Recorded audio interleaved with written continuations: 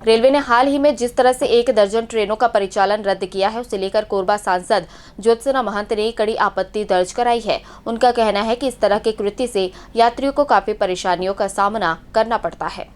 कोरबा लोकसभा क्षेत्र की सांसद ज्योत्सना चरणदास महंत ने रेलवे द्वारा एक साथ बिना किसी सूचना के 1 दर्जन ट्रेनों का परिचालन कैंसिल कर देने पर गहरी नाराजगी और आपत्ति दर्ज कराई है।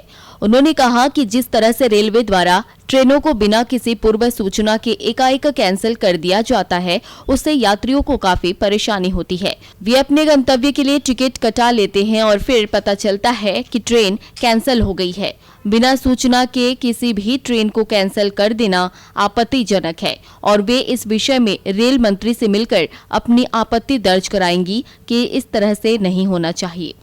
बिना सूचना के किसी भी ट्रेन का कैंसिल कर देना और वो भी 10-10, 12-12 ट्रेन का, तो इससे यात्रियों को बहुत ही तकलीफ भी होती है और समझ नहीं आता कि वो कहाँ जाएं।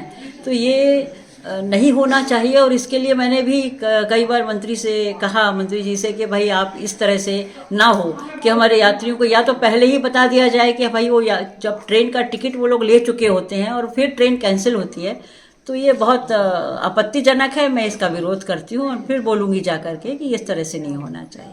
सांसद ज्योत्सना महंत ने यह भी कहा कि रेल संघर्ष समिति के संघर्षों और मेरे द्वारा किए गए लगातार पत्र व्यवहार के कारण आखिरकार छत्तीसगढ़ एक्सप्रेस कोरबा तक शुरू करने का निर्णय लिया गया है।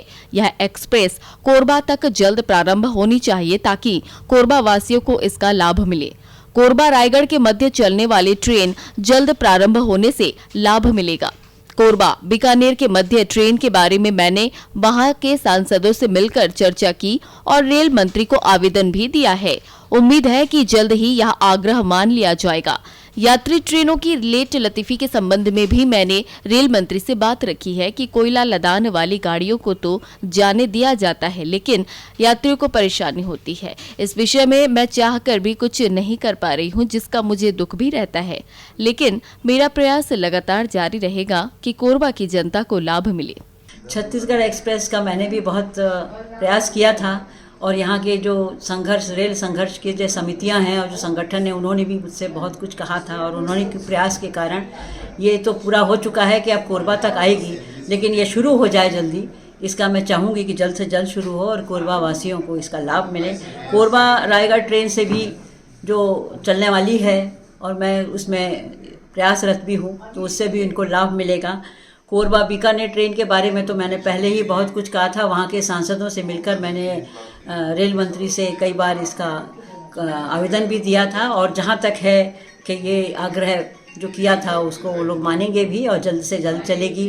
जो यात्री ट्रेन की जो लेट लतीफ़ी है उसके बारे में मैं कई बार मंत्री से भी कह चुकी हूँ और कि लदान को तो जाने दिया जाता है जिसमें लाभ हो रहा है, लेकिन हमारे यात्रियों को परेशानी दी जाती है। इसका मुझे बहुत दुख भी रहता है कि मैं इसको चाहकर भी नहीं करवा पा रही हूँ। उसमें भी अभी भी मैं प्रयासरत रहूँगी ताकि कोरबा की जनता को लाभ मिल सके। कोरबा सांसद ज्योत्सना महंत कोरबा जिले के कोरबा विधानसभा पूर्व राजस्व मंत्री जयसी अग्रवाल, तानाखार विधानसभा के कांग्रेस प्रत्याशी दुलेश्वरी सिदार, कटघोरा के पूर्व विधायक बोधराम कंवर व पुरुषोत्तम कंवर सहित कांग्रेस जनों से मुलाकात की।